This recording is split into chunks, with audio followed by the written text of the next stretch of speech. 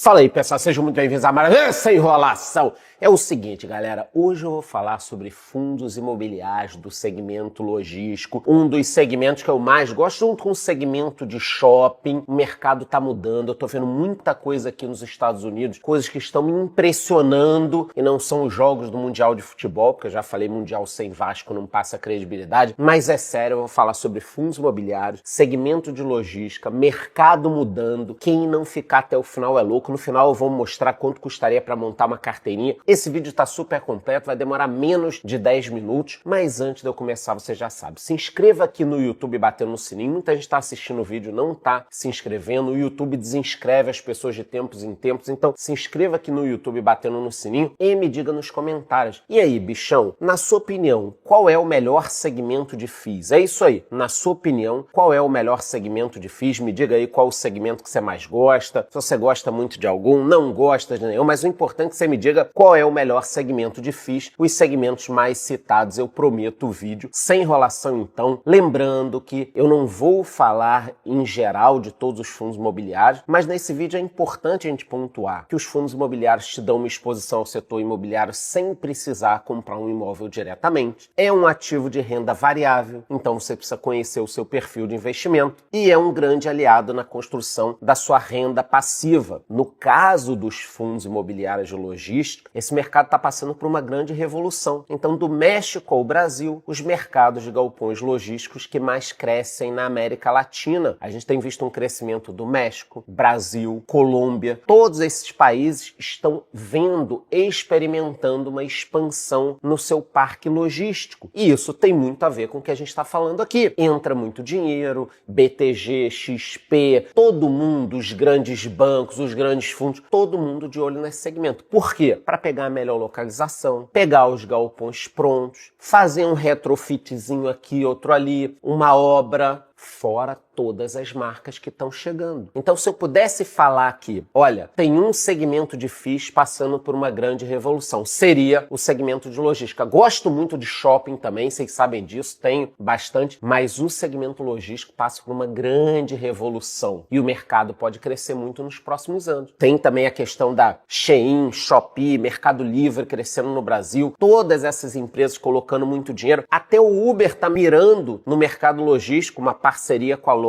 Então esse mercado tem muito que crescer e está crescendo. A Amazon amplia a operação logística no Brasil e reduz tarifas para vendedores em até 89%. O varejo online deve dobrar até 2027. Então o mercado, para não ficar aqui falando muito só do mercado, a gente entrar em alguns nomes e eu poder falar um pouco de alguns fundos, o mercado em si tem crescido muito. O que me impressionou aqui nos Estados Unidos? Eu já vim várias vezes, como turista, eu comprava coisas, mandava entregar aqui e ali. Agora que eu estou morando também entre Estados Unidos e Brasil, que eu tô com endereço, com uma casa, eu entro na Amazon às vezes 5 da tarde, peço comida, água de coco, água com gás e tal. Chega no mesmo dia.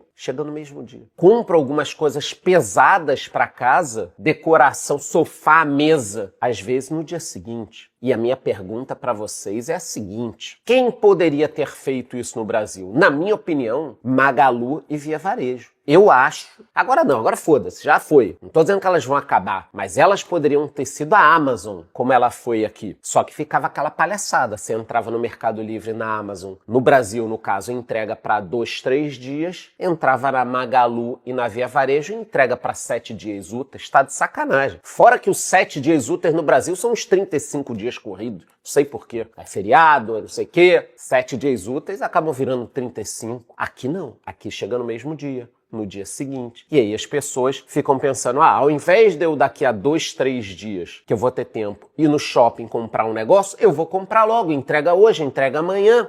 Mas esse estímulo ao consumo. Foda-se, não é esse o papo. Eu tô dizendo o seguinte, quem serão os vencedores, já que o mercado é assim? Eu não tô discutindo se é bom ou ruim. Eu tô dizendo que a gente tem que olhar quem serão os vencedores. E aí eu fico puto, fico triste como brasileiro de perceber que tínhamos grandes marcas no Brasil e tomaram no furico. Agora tem Mercado Livre, Amazon, Acho que até no Brasil o Mercado Livre é mais importante. Eu comprava muito mais no Mercado Livre do que na Amazon no Brasil. Aqui, óbvio que eu compro todo dia na Amazon. Então, a gente tem que entender para onde está caminhando o mercado. Mas, em geral, o mercado tem tudo para crescer. Então, qual o possível cenário com tudo isso? Uma valorização do setor como um todo, redução da vacância e contratos mais longos, porque aí o que acontece? Por que redução da vacância? Mais empresas e mais interessados em logística. Então, isso deve reduzir a vacância. E contratos mais longos, porque, pô, se eu sou a Amazon Mercado Livre, achei um galpão bom em São Paulo, porra, faz um contrato de 10 anos aí, eu quero ficar direto nisso. E não quero ficar renovando também o tempo inteiro os aluguéis, que eu sei que esses aluguéis vão subir. Óbvio que tudo é cíclico, tá? Daqui a pouco vem uma crise, cai. A gente já sabe que isso vai se tornando algo cíclico. Aumento do investimento em infraestrutura e uma maior atratividade dos FIIs logísticos, aumentando o valor das cotas também. Então não é uma recomendação, mas eu vou mostrar aqui para vocês a lista com os 5 maiores fundos de logística. Então nós temos diversos fundos. Eu peguei aqui na ordem pelo valor patrimonial, fundos gigantescos, 5 bilhões, 4 bilhões e meio, 3 bilhões e 300, são fundos gigantescos e detalhe, tá? Todos que vocês estão vendo aí, abaixo do seu preço justo. É isso aí, o valor da cota está abaixo do seu preço justo, o que significa que, teoricamente, eles ainda estão baratos. Já subiram. Quem veio comprando todos os meses não deve estar reclamando, eles já subiram. Tem alguns que estão pagando até pouco de dividendo, e eu quero aumentar as minhas posições na carteira do canal. Mas eu vou mostrar aqui os 5 para vocês. Não é uma recomendação, mas eu digo o seguinte, caso você queira comprar, dá uma olhada no último relatório do fundo, dá uma lidinha, não custa nada, vai te poupar dinheiro depois. Então eu vou falar rapidinho sobre os 5, vou até pontuando algumas coisas do mercado e no final eu vou falar quanto custaria para comprar esses 5 fundos. Então vamos lá, começando pelo HGLG, muita gente tem, é uma potência, são mais de 500 mil cotistas, é muito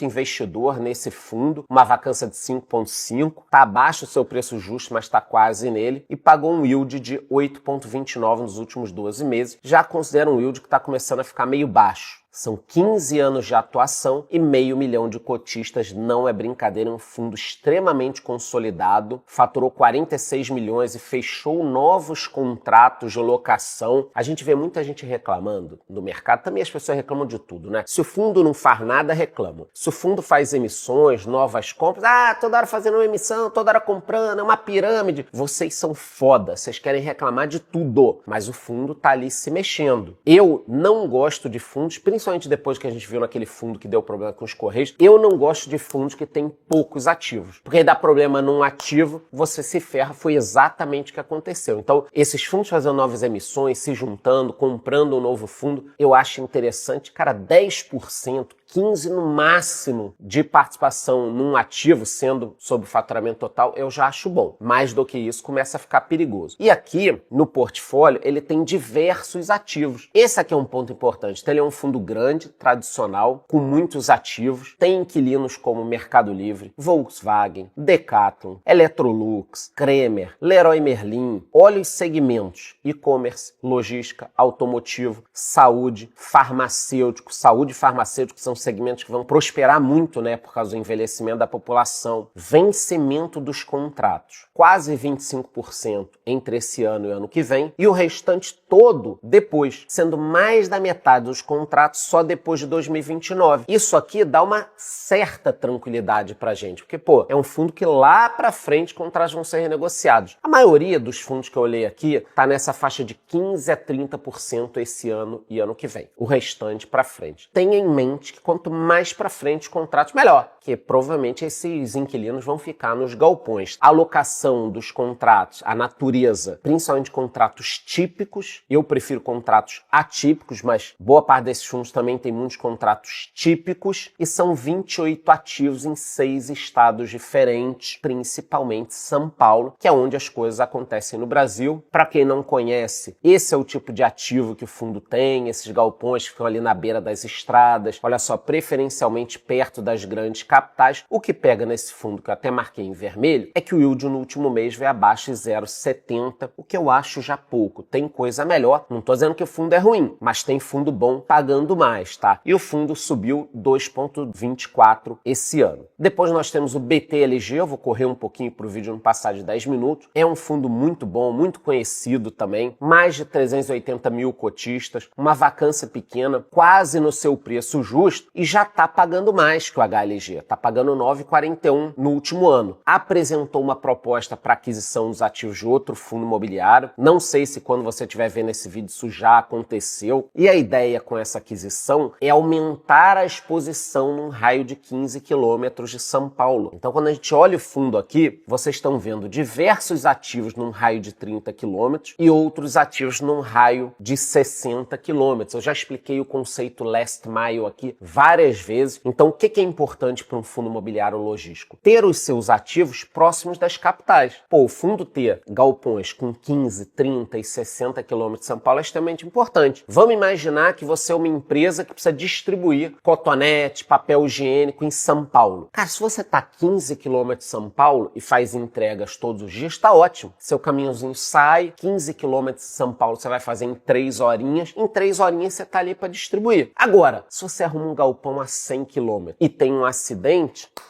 você já não vai fazer. Vocês estão entendendo a importância do conceito last mile, principalmente nas grandes capitais? Isso aqui vale ouro. 15 quilômetros, 30 quilômetros, 60 quilômetros. Quanto vocês acham que custa um galpãozinho próximo de São Paulo? Custa caro. Não tá sobrando terreno pra cacete. Ou se tá sobrando, o cara não quer vender. E se quer vender, vende caro. É o que a gente faria também. Então é muito importante o conceito last mile. 15, 30, 60 quilômetros das grandes capitais. Nesse caso, a maior parte dos ativos também fica em São Paulo. Ótimos locatários, BRF, Mercado Livre, DHL, Unilever, Ambev, Amazon, Coca-Cola, Braskem, Nestlé. E os vencimentos também ficam muito lá para frente, sendo 20% entre esse ano e ano que vem. Contratos praticamente aí mais da metade típicos, volto a falar, prefiro atípicos, e 95% dos ativos são logísticos. Mesmo esquema, esses galpões do tipo beira de estrada que você vai encontrar por aí, precisam um terreno muito grande, olha só, tem que ser um terreno único, grande, boa parte com laterais duplas, né? Você tem a estrada principal, uma estradinha secundária, e o fundo pagou 0,78 no último mês, bem acima já do HGLG, e 9,41 nos últimos 12 meses. Esse fundo também teve uma alta de quase 6% no último ano. Depois nós temos o XPLG11, é um fundo com mais de 340 mil cotistas, uma vacância já aqui que assusta um pouco, próxima de 8%, está abaixo do seu preço justo e pagou 9,65 no último ano. Ele explicou aqui que a vacância veio de algumas movimentações recentes. Então ele explicou que tem gente saindo, tem gente entrando, e eu vou falar um negócio aqui para vocês. Ah, Charlão, você não compra fundos com vacância?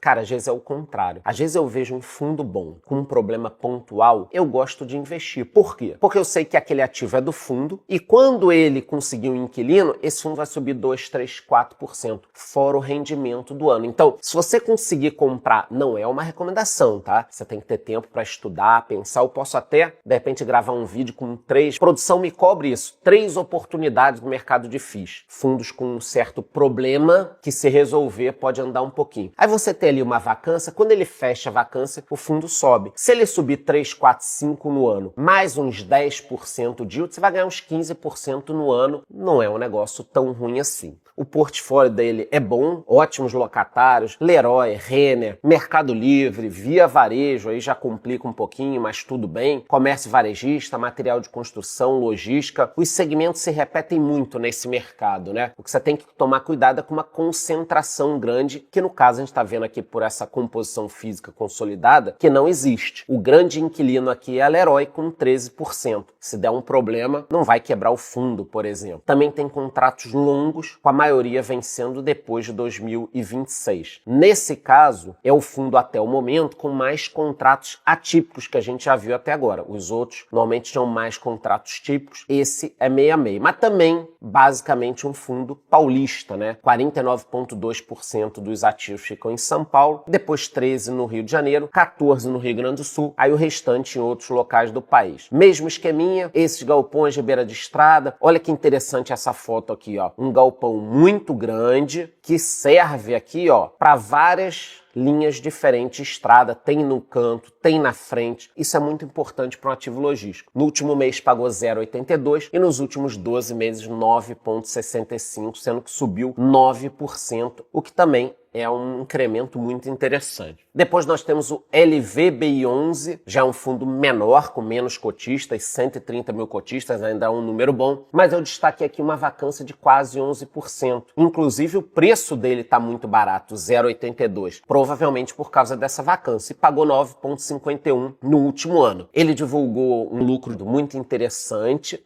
mas tem essa vacância que pega. Eu gosto da divisão dele, também não tem uma concentração absurda num ativo ou um inquilino. 30% a 40% eu acho muito fora já de risco e todos os fundos deveriam pensar no crescimento para diminuir isso. Ótimos inquilinos como Scania, DHL, Ambev, Amazon, Magalu. Tem Americanas também que pra gente hoje é um risco, mas deve estar pagando os aluguéis porque senão seria retirado. Os segmentos e-commerce, logística, automobilístico, bebida, varejo, como eu já disse antes, esses segmentos se repetem. A maioria dos contratos com vencimento longo. Esse aqui, inclusive, tem pouca coisa vencendo esse ano que vem. A grande maioria dos contratos são mais longos, mas tem uma vacância que apareceu. É importante a gente falar sobre isso. Olha só, a vacância era abaixo de 1% até janeiro desse ano e depois esse ano disparou. 6,4%, depois 6,8%, agora 8%, é uma vacância muito grande. Eu dei uma pesquisada e o que eles dizem sobre isso? Que a saída da rede dia de um dos imóveis, aliado à aquisição de outro imóvel, impactou a vacância. E não para por aí, tá? Apesar deles estarem tentando aí, tão empenhados em melhorar a situação, há previsões de novas desocupações. A Nestlé anunciou que deixará o imóvel de Extrema e ainda tem mais uma empresa comunicando a devolução de um imóvel. Então, tô mostrando aqui. Ah, o vídeo não é para falar bem do setor, não. Eu não tenho que falar bem de nada, nem mal. Eu mostrei que o setor está evoluindo, tem boas perspectivas, só que tem um fundo aqui que tem gente saindo, mais do que entrando agora. Mas também não pode ser uma oportunidade isso. Lembra que eu falei das oportunidades? Será que esse fundo aqui proporcionalmente não vai estar pagando um pouco melhor até que feche essa vacância? Vamos ficar de olho. Contratos típicos, com 64% e 36% atípicos. Então, de novo, um fundo com muito mais contrato típico do que atípico. Os imóveis também muito localizados nessa região, Rio, São Paulo, mas são 10 ativos em 4 estados diferentes, o que também dilui um pouquinho o nosso risco. Galpões de beira de estrada e mais um galpão legal, separa o seu caminhãozinho ali, busca o que você quer e vai entregar nas grandes capitais. Pagou no último mês 0,73 e no último ano 9,51. E no ano subiu 3,72. O último fundo é o BRCO11, é o último, porém não é menos importante que os outros. Tem 119 mil cotistas, é menor do que todos, uma vacância de 4,5, está abaixo do seu preço justo e pagou 9,64 no último ano. Em relação à tipologia dos contratos e vencimento, a maior parte dos contratos são típicos, igual os outros fundos, e a grande maioria está vencendo aí lá para frente, 21,7 em 2026, o restante só depois, o que dá uma certa tranquilidade. Os inquilinos, em sua grande maioria, têm rating AAA ou são investment grade, isso é importante. O que ele está falando aqui para a gente? Olha, os meus inquilinos são bons pagadores. Isso aqui é muito importante, mas eu também preciso lembrar para vocês o seguinte: todo mundo é um bom pagador, todo mundo paga tudo, até o dia que deixa de pagar. Não entendi, Charles, eu vou repetir. Todo mundo é um ótimo pagador, até o dia que ele deixa de pagar. Então, eu acho legal um rating, um investment grade, mas até o dia que a Americanas parou de pagar tudo, era um excelente pagador. Então, o que eu aprendi nos meus quase 15 anos trabalhando CLT no mercado de crédito é que todo mundo é um bom pagador até o dia que para de pagar. Então, cuidado também com isso. Isso é importante, mas tem que ter cuidado. Não é uma garantia de que nada vai dar problema, entendeu? Segmentos de varejo, bens de consumo, operações logísticas, tem uma diversificação por estado. E, de novo, no próprio relatório do fundo, ele cita a questão do last mile, propriedades em last mile, ou seja, próximo das capitais. capitais do lugar onde vai ser feita a entrega. Galpões de beira de estrada, esse aqui é muito bacana, você tem duas laterais aqui para a estrada, às vezes é até no meio de uma entrada de uma cidade, o que é melhor ainda. Em relação à vacância, ele explica que é o problema em um dos imóveis, Bresco Canoas, e que isso elevou as despesas operacionais. Mesmo assim, o fundo pagou 0,95 no último mês e 9,64 nos últimos 12 meses, fora os 6,5 de alta no ano. Olhando em geral todos esses fundos, a gente percebe que praticamente todos subiram um pouquinho em um ano, aqui não é desempenho no ano, é o desempenho em um ano, mas alguns fundos caíram, o que pode ser uma boa oportunidade de entrada. E se você quisesse montar uma carteirinha, quanto custaria isso? Bom, antes de pensar em quanto custaria, como montar uma carteira, aprenda a investir, meu amigo. Entre na minha comunidade, eu vou deixar o QR Code aqui na tela, mas tem gente que me acompanha há anos, fica perdido aí, só faz cagada. Se tivesse investido um valor pequeno, irrisório dentro da tua carteira para entrar na minha comunidade, você não estaria aí passando aperto. Além de te ensinar a investir em fundos imobiliários, eu te ensino a investir no exterior, eu te ensino a investir em criptomoedas, eu te ensino a viajar de graça com pontos e milhas. Então, o que você está esperando para entrar na minha comunidade? Entra lá, para de enrolar e entra lá. Bom, vamos olhar aqui. Olha só, um ponto interessante é que o yield médio dessa carteira seria de 0,80 sem impostos, porque nós não temos impostos. Então, os fundos imobiliários, eles podem ser um ótimo caminho para montar a sua renda passiva. Se você quisesse investir nesses 5 fundos, sairia um pouquinho mais de 500 pratas. E aí você não vai me falar que não tem 500 pratas, dá teus pulos, meu irmão. Se vira, arruma quinhentão aí em algum lugar, vende teu celular usado, vende aí uma roupa que tu não quer, entra no Mercado Livre e vende alguma coisa. Mas porra, com 500 pratas, você já vira um magnata do setor imobiliário logístico com diversos imóveis na tua carteira. E aí você vai montando, cara, para criar uma renda mensal. Olha só, você começa com uma cota de cada um. Daqui a pouco você vai ver, você já tem 100 cotas. Aí depois você vai para 1000 cotas. Você vai evoluindo. Eu todos os meses faço um vídeo aqui com a carteira do canal, onde eu tenho vários fundos imobiliários. Olha só como é que foi o resultado desse mês. A grande maioria pagando 0,78, 0,94, 0,93, 1,03, 1,05, 1,13, 1,14 de dividendos. Eu vou pegar esse dinheiro, vou reinvestir, vou investir de novo. Cara, e eu vou criando uma bola de neve positiva. Mas você tem que começar, bichão. Se você não começar, eu não posso te ajudar. Então, no vídeo de hoje aqui, eu mostrei o que pode acontecer com o mercado, que pode crescer, fundos consolidados, fundos com vacância que depois podem se recuperar e ainda te mostrei quanto custaria para montar uma carteirinha. Cara, mais do que isso, eu não posso fazer. E antes de eu ir embora, você já sabe, se inscreva aqui no YouTube, batendo no sininho e me diga nos comentários. E aí, bichão, qual é o melhor segmento de fundos imobiliários na sua opinião? Shopping, logística, lajes, fundos híbridos, papel? Me diga nos comentários na sua opinião qual é o melhor segmento de FIIs. É isso, gostou? Curte o vídeo, curte o canal. Se você até a próxima.